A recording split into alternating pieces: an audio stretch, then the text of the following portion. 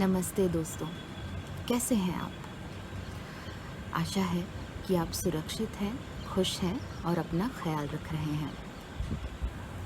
बड़े दिनों के बाद आज आपके लिए एक कहानी लेकर आई हूँ। कहानी का नाम है कहानी वाला कंबल। तो आइए सुनते हैं। कहानी वाला कंबल। लेखिका फेरिडा। बर्फ से ढके पहाड़ों की गहराई में एक छोटा सा गांव था जहां बब्बा ज़ारा रहती थीं। बच्चों को उनके घर में आना बहुत पसंद था। बच्चे बब्बा ज़ारा के बड़े कंबल पर बैठकर उनकी रोचक कहानियों को बड़े चाव से सुनते थे। एक दिन बब्बा ज़ारा की नज़र निकोलाई के मोजे के छेद पर पड़ी। बच्चों के जाने के बाद उन्होंने निकोलाई के लिए एक जोड़ी अच्छे गर्म मोजे बुनने का मन बनाया। लेकिन उस साल सर्दियों में इतनी बर्फ गिरी थी कि ऊन पहुंचाने के लिए गांव में कोई आ ही नहीं सकता था। फिर ऊन के बिना भला वो मोजे कैसे बुनती? कोई सवाल है तो उसका कोई जवाब भी होगा। बब्बा ज़ारा ने कहा, मुझे बस उसके बारे में कुछ सोचना पड़ेगा। फिर सोचने में मदद के लिए उन्होंने एक गिलास मीठी चाय पी। 3 चुस्की लेने के बाद ही क्या करना है यह बब्बा ज़ारा को स्पष्ट हो गया। मैं कहानी वाले कंबल को उधेड़ूंगी और उसका ऊन निकोलाई के मोज़ों के लिए उपयोग करूंगी, उन्होंने कहा। देर रात जब सभी सो रहे थे तब बब्बा ज़ारा ने बर्फ पर ट्रैक किया और निकोलाई के दरवाजे पर जाकर मोजे छोड़ आईं। इसके तुरंत बाद जब डाकिया अपनी सुबह की ड्यूटी पर निकला तो उसे अपने डाक के थैले के चारों ओर एक ऊनी मफलर लिपटा हुआ मिला। क्या आपको पता है कि इसे किसने बनाया? डाकिये ने सभी लोगों से पूछा, लेकिन किसी को भी उसके बारे में नहीं पता था।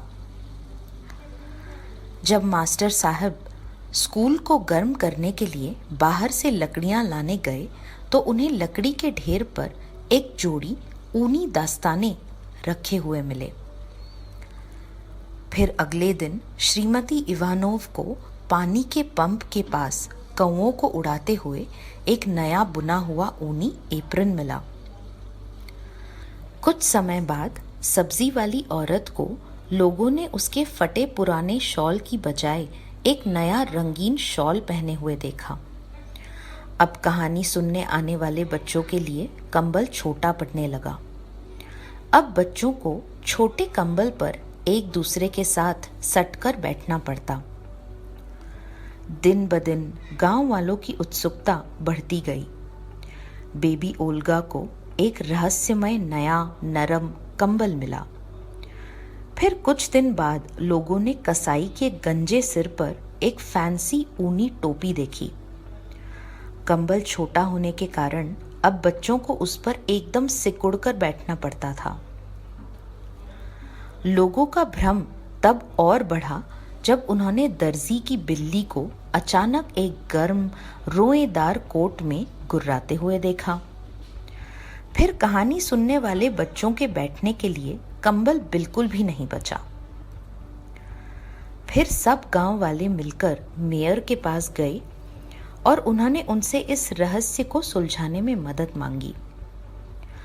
बब्बा ज़ारा हमेशा क्या कहती हैं वो आप सभी लोगों को पता ही है, मेयर ने जवाब दिया। अगर सवाल है तो उसका कोई जवाब भी जरूर होगा। जब बच्चों ने मोजे, मफलर, दस्ताने, एप्रन, शॉल, टोपी, छोटे बच्चे का कंबल और बिल्ली को एक साथ ऊनी कोट पहने देखा तो वे सभी मिलकर चिल्लाए, हमें ऐसा लगता है जैसे यह सब चीजें बब्बा ज़ारा के पुराने कंबल की बनी हैं। निकोलाई ने कहा, लेकिन उनके पास अब कोई दूसरा कंबल नहीं है। आहा, महापौर ने मुस्कुराते हुए कहा, तो बब्बा ज़ारा ने इन सब चीज़ों को बनाने के लिए अपने कंबल के ऊन का इस्तेमाल किया। अब हम सबकी बारी है बब्बा ज़ारा को कोई तोहफा देने की। इसलिए जब बब्बा ज़ारा सो रही थी, तब उस रात हर घर में, हर कंबल में से कुछ ऊन उधेड़ा गया और फिर वो सारा ऊन बब्बा ज़ारा के दरवाजे पर छोड़ दिया गया। सुबह जब बब्बा ज़ारा ने अपना दरवाज़ा खोला तो बब्बा ज़ारा चकित रह गईं। रंग बिरंगा इतना सारा ऊन उन्होंने पहले कभी नहीं देखा था। उस तोहफे के ऊपर एक चिट चिपकी थी, नए कहानी कंबल के लिए। अगली बार जब बच्चे कहानी सुनने के लिए बब्बा ज़ारा के पास गए तो वहाँ वो एक नए रंगीन कंबल पर बैठे। फिर बब्बा ज़ारा ने उन्हें उस गांव की कहानी सुनाई जहाँ पर हर कोई एक दूसरे की मदद करता था और हर एक के साथ अपनी चीज़ें साझा करता था। जाते वक्त बब्बा ज़ारा जब बच्चों को गले लगाकर अलविदा कह रही थीं, तब उन्हें अलेक्जेंड्रा के स्वेटर में एक छेद दिखाई दिया। वो अलेक्जेंड्रा को आश्चर्यचकित करना चाहती थीं, लेकिन पहाड़ियाँ अभी भी बर्फ से ढकी थी और पूरे गांव में कहीं भी ऊन नहीं था। बब्बा ज़ारा को इतना पता था कि अगर सवाल है तो उसका कोई जवाब भी ज़रूर होगा। फिर उन्होंने अपने कहानी वाले नए कंबल को देखा और वो मुस्कुराईं। कैसी लगी आपको कहानी? ये कहानी मुझे तो बहुत पसंद आई, इसलिए मैंने सोचा आप सबको सुनाऊं।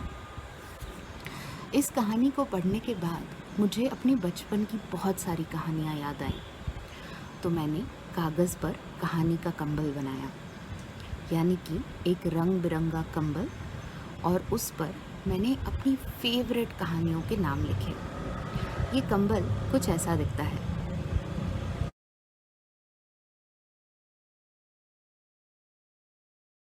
तो अब आपको क्या करना है?